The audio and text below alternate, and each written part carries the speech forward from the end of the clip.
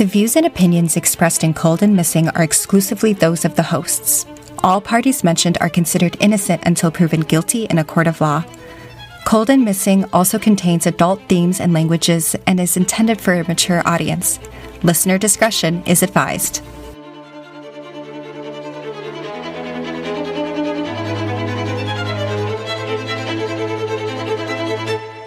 Hello, everyone, and welcome back. Welcome back, everyone. I am your co-host, Eli Solkowski. And I'm your host, Allie McLaughlin Solkowski. And this is Cold and Missing, where we cover cold cases and unresolved missing person cases.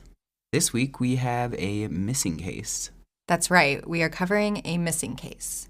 Would you like to lead us into it? Yeah, let's just get into it. Awesome. So today, we are covering the unresolved missing person case of Aesha Muhammad. And just as a content warning at the top, this story does involve a child. And it takes place in November 2000 in Philadelphia, Pennsylvania. But first, a little bit about Aesha. Aesha was 23 years old in November of 2000. She was born October 11th, 1977, and she would be 45 years old today. Aesha was a doting mother of her 2.5-year-old son, Amaru. She shared custody with his father, Anthony McLean. Amaru would spend the weekdays with his father and the weekends with his mother. Aesha had recently moved to a boarding house in West Philadelphia on North 56th Street. The boarding house belonged to her uncle, her dad's half-brother, Charles Dawkins. Dawkins was renovating the home and needed help with money. Him and Aesha struck up a deal where she would rent a room, which was great for Aesha, as the home was close to the Venus Beauty Academy, where she had recently enrolled in classes. When she wasn't at school, she was working in a beauty salon. Her sister Rashida says, quote, "She's so young and so full of life. She's a well-liked person. People stop by here constantly and ask where she is," end quote.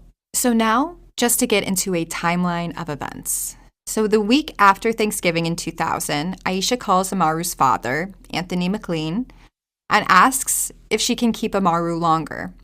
They agree for Amaru to stay with Aesha from November 27th through December 3rd. On Wednesday, November 29th, 2000, Aesha calls her sister Wakita to complain about her landlord, Charles Dawkins. Her sister tells her she can move in with her, and they agree to talk tomorrow. On Thursday, November 3rd, 2000, Aesha calls Anthony to see if he can take Amaru that weekend, as something had come up. Anthony says no problem, but Aesha never turns up at Anthony's home in Chester, Pennsylvania, about 30 minutes away. Aesha calls her sister Wakita, but she isn't home. Aesha then calls her brother Solomon and tells her brother that she has all her stuff packed up and to come and get her. Aesha told Solomon that her landlord was, quote, acting crazy, end quote, and, quote, had thrown her dinner in the trash, end quote. Solomon doesn't have a car, so he waits about an hour until Wakita returns home, and Solomon tells her. When Wakita calls Aesha, she doesn't pick up. So over the next few days, Thursday, Friday, and Saturday, nobody hears from Aesha, and the family gets increasingly worried and concerned since they can't get a hold of her and she has Amaru. On Sunday, December 3rd, 2000, the congregation of Liberty Temple Church in East Orange, New Jersey, which is about an hour and 45 minutes away from Philadelphia, is holding a service at their temporary location, which was a space above an auto shop while their new church was being built out. Members of the church hear a loud banging at the front door. When members went to look, they found 2.5-year-old Amaru there, wearing a black coat, jeans, a blue sweatshirt, and a black beanie. He had wet his pants and had a scabies rash on his back and abdomen, but otherwise he was okay. Reverend Robert Jiggets said, quote, "I'll never forget that day because it was so unusual. When they brought the boy to me, I thought he was a member of the congregation. I held him up near the end of the service and said, 'Whose child is this?' End quote. When no one claimed Amaru, they waited and did it again at the next service. In between services, members of the church brought him diapers and a suit. After the second service, when no one claims Amaru, Reverend Jiggets calls police. Police will try to interview Amaru, but he's only able to tell them his first name. Police will use local media to get his picture out and try to ID him. During this time, Aesha's sisters are frantic trying to get a hold of her and leaving worried messages for Aesha at her house. Finally, and it's unclear the date of this conversation, Charles tells the sister that Aesha packed up all her stuff and moved out. The family finds this odd because Aesha didn't own a car and none of them had helped her move out, so they have no idea where she could be. On December 8th, 2000, this is just over 1 week, Aisha's father, David Muhammad, had come up from Atlanta, Georgia to look for her. David, Rashida, Anthony, and other family go to the house that Aisha was renting a room from. The room had been completely cleaned out, and the only furniture left was a dresser and a bed with a fitted sheet. Quote, "There was nothing in there at all to show she was ever there," end quote. And that was her sister Rashida. The next day, December 9th, Wakita goes to visit her longtime partner who is serving time at the New Jersey State Prison. He immediately told Wakita that he could have sworn he saw Aisha's son on TV. It's then that Wakita is able to tell him that Aisha and Amaru have been missing. She immediately leaves and calls family and police. It takes about a week, but by December 15th, Amaru is reunited with his father, Anthony. Anthony says, quote, "I have never had to deal with this much stress. I am happy we found Amaru, but we have to find out what's up with Aisha. She would not drop off Amaru at that church unless it was life-threatening," end quote. As Amaru is reunited with his family, he begins to talk about what happened. His aunt Wakita says, quote, "When we got him back, I asked him what happened to Aisha. He said, 'Mommy's dead.' Then he said, name redacted, punched my mommy in the face, and she was bleeding. I was fighting him, and mommy was fighting him," end quote. He tells the same thing to his Aunt Rashida, who calls Southwest detectives. They advise the family not to drill him, but write down anything he says. The family says Amaru continued to talk about it, and his story never changed. Rashida says, quote, "I do believe those things took place. He definitely saw something. He doesn't even ask for her. It's like he knows harm came to her because he was always asking for his mom before, even when he was in daycare," end quote. On January 9th, police interview Amaru. A special victims officer will conduct the interview, and his story does not waver. Amaru tells police the name of the man that hit his mother and that she was hit in the head. Police say that they are taking his statements very seriously. And the next day, January 10th, as a result of talking to Amaru, police take cadaver dogs to Aisha's rental house, but they don't ever report what comes of this, if the dogs hit or not. Aisha's sister says, quote, "I would like to believe that she just ran off because it would make me feel better, but I know in my heart she didn't," end quote. And that's Rashida. Police will interview Charles twice, and his story will change each time about what happened to Aisha. Police will schedule a polygraph test for mid-January, but he'll flee town. Police put a warrant out for his arrest because at this time, Charles was on probation, as he had just been released from jail about 10 months earlier. So by fleeing town, it was a probation violation. Charles stays on the run for about 6 months, and in July of 2001, Charles Dockett was arrested and sent back to prison to serve the rest of his sentence for an aggravated battery charge. In December of 2002, so this is 2 years Aisha has been missing, there had been no activity on her credit, which led investigators to pass the case to homicide. Lieutenant Mark Deegan, the commander of the Homicide Special Investigative Unit, said, quote, "She's been missing a long time. She was a competent and caring mother, and after putting our heads together, we've taken over this case because it appears foul play might be involved," end quote. Her family also believes there's no way she would go this long without contacting them. Her father, David Muhammad, says, quote, "I already know how this is going to turn out. My daughter's gone. I just want to recover her. If anyone could bring this to closure, bring this to an end, they could bring peace to us. This is really destroying us," end quote. So with that, if you know anything about Aisha's disappearance in November of 2000, please contact the Philadelphia police at 215-685-3257. Again, that's 215-685-3257. And the sources for today's podcast come from the Philadelphia Daily News, the Courier Post, doenetwork.org, and namus.gov. Okay, so any questions?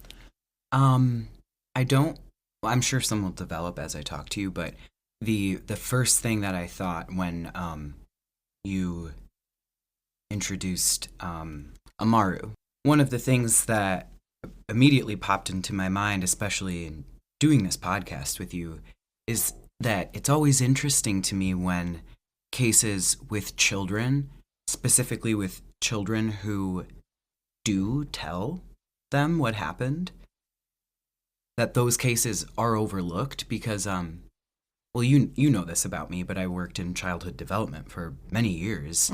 And not that I'm an expert or anything, but something that I learned about kids is that they are incapable of lying before age 3. So if there's a toddler who's telling you, pretty blatantly what happened, that's probably what happened. And it brought into my mind too that like children just overall are usually not listened to for like usually involving something serious. Like they're not taken seriously. And I've never really understood that because, we're all children at one point. And it's like it really disregards their like developmental capabilities and like just like their own agency, and of course it like broke my heart that this was the person that had to be the person to tell you what happened. So it's a really heavy burden for a 2.5-year-old to have to carry. Yeah, I think again my question is and will always be like, what happened here? It sounds like the way he turned up, especially in a church, it began to sound like, again, a storyline you would see on something on television, Yeah, it's very interesting to me. So Amaru knew whoever caused Aesha harm and caused her to disappear. Like, this 2.5-year-old knew this person enough to be able to name him. Yeah.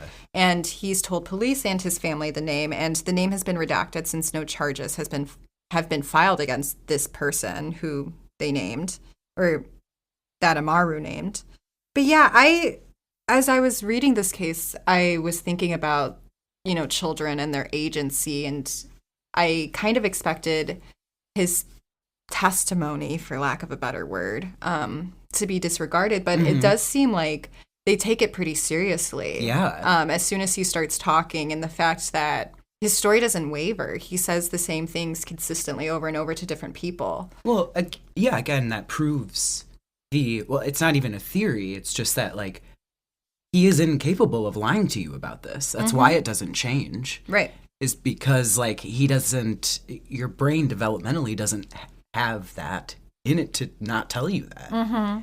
So I think that's why I spoke about it right when I walked in, because, like, whoa, they're listening to him. Yeah. That is great, specifically for a case like this. But yeah, it just seems like Charles kind of slips away from them. Like, he does end up back in jail, and in December of 2002, the homicide detectives who had taken over the case mentioned that they were going to go to the jail to interview Charles more, to try to get more information from him, but no idea if that happened, the results of that, if Charles is even a suspect. He's never been named or charged officially as a suspect in this case. But he's definitely a person of interest, I would venture. What do you think happened? What's your opinion, since you've been sitting with the case a bit longer than I have? On the surface, it is pretty easy to look at Charles and say, well, that's who did it. She's talking about her landlord, acting crazy, which is Charles. He had thrown her dinner in the trash, which is rude and aggressive. That's also a moment where it felt like a storyline I had seen before, with like a weird landlord or a weird, just like homeowner that you're renting from, who's in the same house, who like does weird things like that, like moves your shoes, or, like, maybe people who are listening and you, like, we've all lived in the vicinity of someone who behaves where you're like, this disturbs me and I don't understand why. Like, that's disturbing. Yeah. So on the surface, it's really easy for me to be like, well, Charles absolutely did it. Sure. But at the same time, everything looks suspicious after the fact. We've talked about it on here. And yeah, to echo you. Yeah. You said that. So I also like just want to give the, innocent until proven guilty, because it could be this guy who was on probation, whose niece, that is his niece, kind of goes missing all of a sudden. Yeah. And it absolutely looks like he did it, because they had problems. They were arguing a couple days beforehand. So, like, we don't know what happened. We don't know the results of the investigation. So, like, there is a, innocent until proven guilty. I do see an argument where, like, maybe he panicked and ran because he knew he was going to be. Yeah, I mean, there are just as many wrongfully accused as there are, like, cases that receive some form of justice in catching the person, who committed the crime. But, like, yeah, wrong place, wrong time when you didn't do it, that's very, very real. Totally. But again, they were arguing. So, yeah. For me, if I was an investigator on this, for me to feel good about crossing Charles off, I would need a rock solid alibi, like really great proof that you were not around. Thursday, November 30th, the last time that Aesha is heard from, like, I'm going to need to know your every move that day and the days in between until Amaru shows up. Yeah.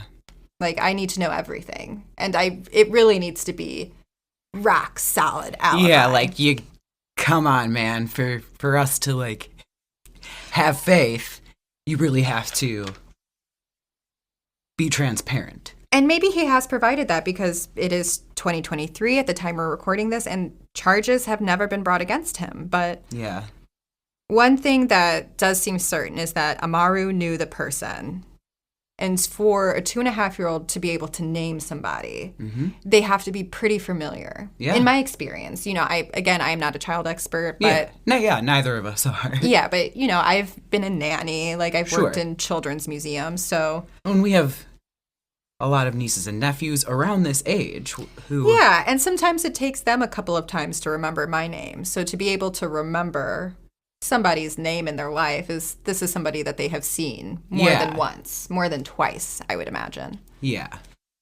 But yeah, again, if you know anything about the disappearance of Aesha Muhammad in November of 2000, please call the Philadelphia police at 215-685-3257. And we are going to be posting pictures of Aesha on our Instagram. So if you're not following us, that's a great place to follow us. Absolutely. We're also on all of the podcast platforms. Yeah. So while you're in there getting ready to go to your next podcast, if you could give us a review, 5 stars, if you're in Apple reviews. We've had a couple really kind reviews over the last couple of weeks, written ones that have just lit up our life. And kind of a big milestone this week. We passed 10,000 downloads. Wow. Which, thank you so much. None of it would be possible without you, the person who's listening to this right now. So thank you so much. It's an honor to be a part of your week, to be a part of your life in a small way. So thank you. And if you're enjoying it, tell your friends. Again, we want these cases to be known. We want these to be household names. So tell your friends, tell your family who enjoy podcasts, who enjoy true crime podcasts. Yeah, let them know about us. Let them know we're a little bit different too. And I'm not tooting our own horn here, but just like that we care and we're trying to be delicate with the work that we do. That's all I have. Thank you again. Have a good week and stay safe, y'all. Thanks so much. Stay safe, y'all.